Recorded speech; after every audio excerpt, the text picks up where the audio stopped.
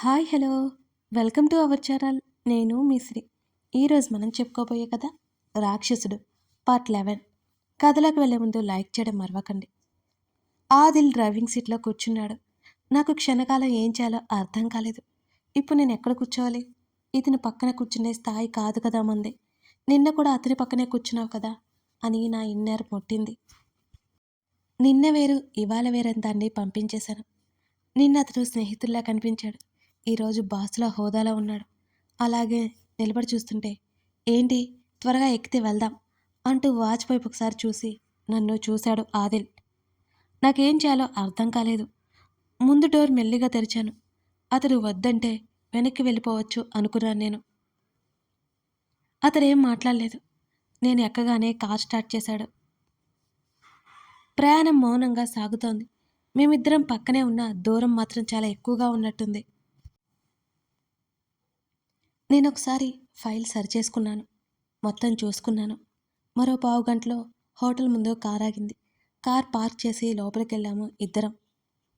Private క్యాబిన్లో meeting. నేను అక్కడే వెయిట్ చేయాలి. అతనేమో వెళ్ళిపోతున్నాడు. సార్ వెళ్తున్న అతన్ని పరుగులాంటి నడకతో అందుకుంటూ మెల్లిగా పిలిచాను. నా వైపు చూశాడు నడుస్తూనే. సార్ ప్రైవేట్ క్యాబిన్ బుక్ చేశారు అంటూ రూమ్ నెంబర్ చెప్పి నేను గ్రౌండ్ ఫ్లోర్లో ఉంటాను సార్ అన్నాను. ఓకే అన్నాడు అతను. వెంటనే చేతిలో ఫైల్ అతనికి ఇచ్చేశాను. నేను కాల్ చేసినప్పుడు వచ్చేయ్ అంటూ ఇంకొక క్షణం ఆగకుండా అతను వెళ్ళిపోయాడు అక్కడి నుంచి. మళ్ళీ నేనెందుకు అంటూ అక్కడే గ్రౌండ్ ఫ్లోర్లో ఒక టేబుల్ ముందుకు కూలబడ్డాను. ఇలాంటి హోటల్కి రావడం ఇదే మొదటిసారి నాకు. చుట్టూ చూస్తున్నాను. మనలాంటి వాళ్ళు ఈ హోటల్లో బిల్ చేయాలంటే మన శాలరీలు ఎగిరిపోతాయి. అందుకే బుద్ధిగా నా లంచ్ బాక్స్ ఫినిష్ చేయాలని నిర్ణయం తీసుకున్నాను నేను. అయినా ఈ హోటల్ ఫుడ్ కంటే మా మమ్మీ చేసిన ఫిషే బాగుంది. అసలే ఫిష్ని తలుచుకోగానే నోట్లో నీళ్లురే, పొట్టలో పేగులు కూడా ఉత్సాహంగా ఉరకలు వేశాయి. మరో అరగంట పాటు ఫోన్ చూసుకుంటూ కూర్చున్నాను. ఎవరికైనా కాల్ చేద్దామంటే నాకు ఫ్రెండ్స్ తక్కువ. ఫ్రెండ్స్ చాలామంది ఉన్నారు కానీ బెస్ట్ ఫ్రెండ్సే లేరు నాకు. ఫోన్లో మూవీ పెట్టుకుని ఇయర్బడ్స్ తగిలించాను. మరో అరగంట గడిచింది. ఆదిల్ నుంచి కాల్ వచ్చింది. గబుక్కున మూవీ ఆఫ్ చేసి కాల్ లిఫ్ట్ చేశాను నేను. హలో సార్ చెప్పండి, నా క్యాబిన్కి వచ్చాయి అని అన్నాడు అతను. అతని స్వరం చాలా గంభీరంగా ఉంది. నాకు భయం వేసింది. ఏదైనా మిస్టేక్ జరిగిందా ఏంటి? అయినా నేను చేయాల్సింది ఏముంది? అతనికి అన్నీ తెలుసు కదా. నాకేం అర్థం కాలేదు ఏమైందో. వెంటనే అన్నీ బ్యాగులో తోసేసి పరుగున లిఫ్ట్ వైపు నడిచాను. నేను లిఫ్ట్లోకి వెళ్ళగానే అక్కడ ఉన్న ఫారిన్ కపుల్ నా కంటపడ్డారు. ఒకరికొకరు ఎంత క్లోజ్గా ఉన్నారు. వాళ్ళు లిఫ్ట్లో వెనుక ఉంటే నేను ముందు ఉన్నాను. వాళ్ళ మాటలు వినబడుతున్నాయి నాకు. హైదరాబాద్లో చూసిన ప్లేసెస్ గురించి మాట్లాడుకుంటున్నారు. ఆవిడ చీర కావాలని అడుగుతోంది. అతను తీసుకుందామని చెప్తున్నాడు. ఆమె ఎలా ఉండాలో అని డిస్కస్ చేస్తుంది. అలా ఉండాలి, ఇలా ఉండాలి అని అతనితో చెబుతోంది. అతని ముఖంలో ఎక్స్ప్రెషన్స్కి చూడ్డాన్ని వెనక్కి తిరిగి మళ్ళీ గబుక్కున ముందుకు తిరిగాను. వైఫ్ చెప్తుంటే చిన్నగా నవ్వుతూ వింటున్నాడు. నా వెనకాలే వస్తూ ఉంటే అక్కడే ఆగిపోయాను నేను. వీళ్ళేంటి నా వెనకాల వస్తున్నారు అర్థం కాక అక్కడే ఆగిపోయిన నన్ను దాటుకుని వాళ్ళు వెళ్ళిపోయారు. నా తల మీద నేనే కొట్టుకున్నాను. ఇంత పెద్ద హోటల్లో వాళ్ళకంటూ రూమ్ ఉండదా ఏంటి? కానీ నా కళ్ళు ఇంకాస్త పెద్దవేయాలా? ఆదిల్ ఉన్న రూంలోకి నడిచారు వాళ్ళు. నేను వడివడిగా వాళ్ళ వెంట అడుగులు వేశాను.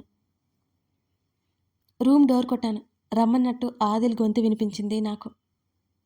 మెల్లిగా తలుపు తెరిచి లోపలికి నడిచాను. ఆ ఫారిన్ కపుల్తో పాటు ఇంకొక అతను కూడా ఉన్నాడు. ఆదిల్తో పాటు నలుగురున్నారు. నేను మౌనంగా అతని పక్కన నిలబడ్డాను. కూర్చో కళ్ళతోనే కుర్చీ చూపిస్తూ చెప్పాడు ఆదిల్. నేను తటపటాయిస్తూనే కూర్చున్నాను. ఆ డిజైన్స్ గురించి నన్ను ఎక్స్ప్లెయిన్ చేయమనగానే నాకొక్కసారిగా భయం వేసింది. భయంగా అతని వైపు చూశాను. చేయమన్నట్టు కళ్ళతోనే సైగ చేశాడు ఆదిల్. సార్ నాకు భయంగా ఉంది, ప్లీజ్ ఈ ఒక్కసారికి మీరే చేయండి. ఇవన్నీ నాకు తెలియదు సార్. మెల్లిగా అతన్ని బ్రతిమాలుకోవడం మొదలుపెట్టాను నేను. వాళ్ళకి తెలుగు రాదు కాబట్టి మమ్మల్ని చూస్తున్నారు. వాళ్ళు ఎందుకో నవ్వుకుంటున్నారు. నాకు అర్థం కాలేదు ఎందుకో. ఒకవేళ వాళ్ళకేమైనా అర్థమవుతుందేమని చాలా మెల్లిగా అతని వైపుకి వంగి మరీ చెప్తున్నాను వాళ్ళకి వినిపించకుండా. ఎందుకు టెన్షన్ పడతావు? ట్రై చేయి.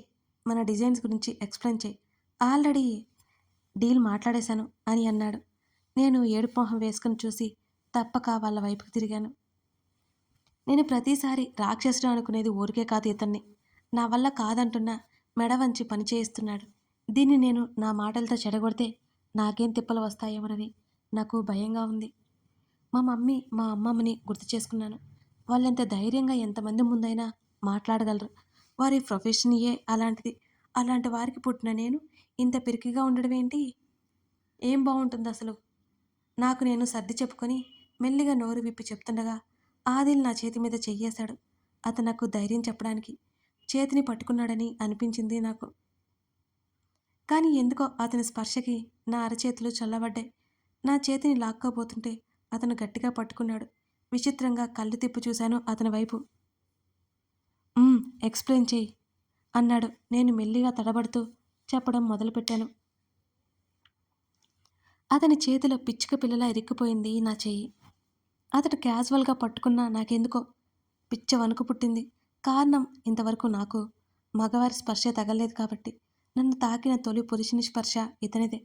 విడిపించుకోవాలని చూశాను కానీ టేబుల్ మీదే ఉండడం వల్ల ఎదుటివారు ఏమనుకుంటారో అని భయపడ్డాను. తడబడుతూనే ఎక్స్‌ప్లెయిన్ చేశాను. వాళ్ళు ఇంప్రెస్ అయినట్టే కనిపించారు నా మాటలకి. వెంటనే నా చేతిలో ఫైల్ లాక్కొని మిగతా విషయాలు తను మాట్లాడాడు. 2 చేతులు ఒడిలో పెట్టుకొని వణికిపోతూ కూర్చున్నాను. కంగారు తగ్గించుకోవడానికి ట్రై చేస్తున్నాను. ఉదయం నా మీద కారాలు మిరియాలు నూరి ఇప్పుడేంటి ఇంత కూల్‌గా ఉన్నాడు? అంతేగాక డిఫరెంట్‌గా బిహేవ్ చేస్తున్నాడు ఇతను. ఎందుకో నాకు అర్థం కాలేదు. బిజినెస్ వ్యవహారాలు అయిపోయాయి. లంచ్ ఆర్డర్ ఇచ్చారు వాళ్ళంతా. సార్, ఇక నేను వెళ్ళిపోనా అని మెల్లిగా అడిగాను అతన్ని. లంచ్ చేసి వెళ్దాం అన్నాడు. సార్, నేను ఆల్రెడీ బాక్స్ తెచ్చుకున్నాను. కింద వెయిట్ చేస్తుంటాను. మీరు చేసి రండి అన్నాను నెమ్మదిగా అతని పర్మిషన్ కోసం చూస్తూ. పర్వాలేదు, ఇక్కడే చేసేయ్ అని అన్నాడు తను. సార్, నేను ఇక్కడ బాక్స్ ఓపెన్ చేస్తే మీకు అవమానం. ప్లీజ్ సార్, నన్ను వెళ్ళనివ్వండి. వీళ్ళ ముందు కూర్చుంటే నాకు భయమేస్తుంది అని బ్రతిమాలుకున్నాను అతన్ని. వెళ్ళి హ్యాండ్ వాష్ చేసుకునిరా సాక్షి అని టేబుల్ మీద పెట్టాడు. నేను ఏడుపు మొహం పెట్టాను. ఏం చేయాలో అర్థం కాక. అందుకే ఇతన్ని రాక్షసుడనేది. వెళ్ళు అనగానే అతడు కమాండింగ్గా అన్నాడు. తప్పక హ్యాండ్ వాష్ చేసుకోవడానికి వాష్ బేసిన్ వైపు కదిలాను. అతను వాళ్ళకేదో చెప్పాడు.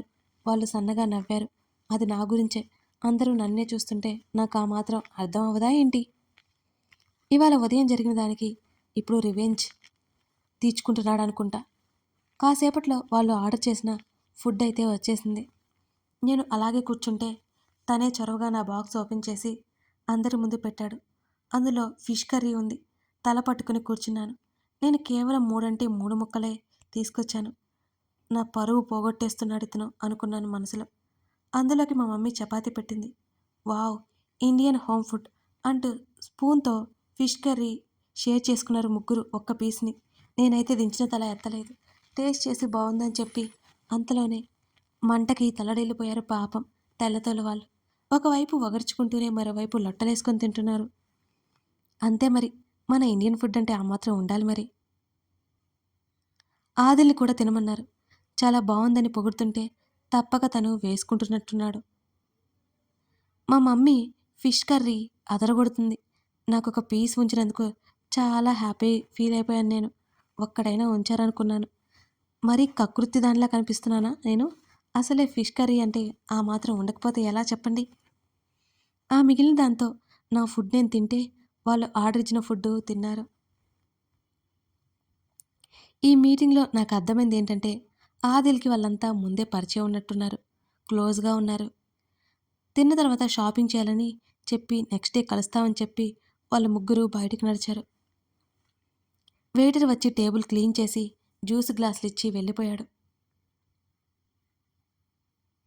హ్యాండ్ వాష్ చేసుకొచ్చి బాక్స్ జాగ్రత్తగా లోపల పెట్టుకుని దించిన తల ఎత్తకుండా కూర్చున్నాను నేను. జ్యూస్ నా వైపుకు జరిపాడు.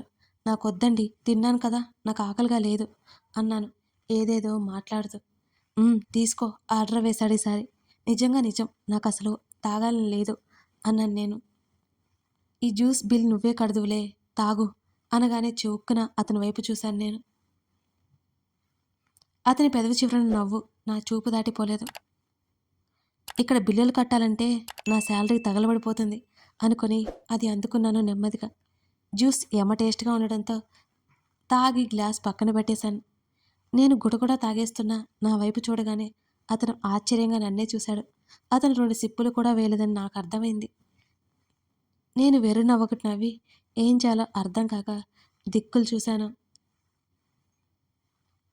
అతడు అదే స్మైల్ కంటిన్యూ చేస్తూ జ్యూస్ ఫినిష్ చేశాడు. ఇద్దరం గదిలో నుంచి బయటికి వచ్చేసాం కాసేపటి తర్వాత. అప్పటికే 3 గంటలైపోయింది ఈ సమయం. ఇంటికి వెళ్ళిపోతావా? అతని మాట నా చెవుల్లో అమృతం పోసినట్టుంది. మెరుస్తున్న కళ్ళతో అతని వైపు చూస్తూ వెళ్ళిపోనా సార్? మళ్ళీ నా శాలరీ కట్ చేయరుగా? ఒక్కింత భయంతో చివరి మాట అడిగాను. పాగల్ లడ్కి అంటూ నన్ను విచిత్రంగా చూశాడు.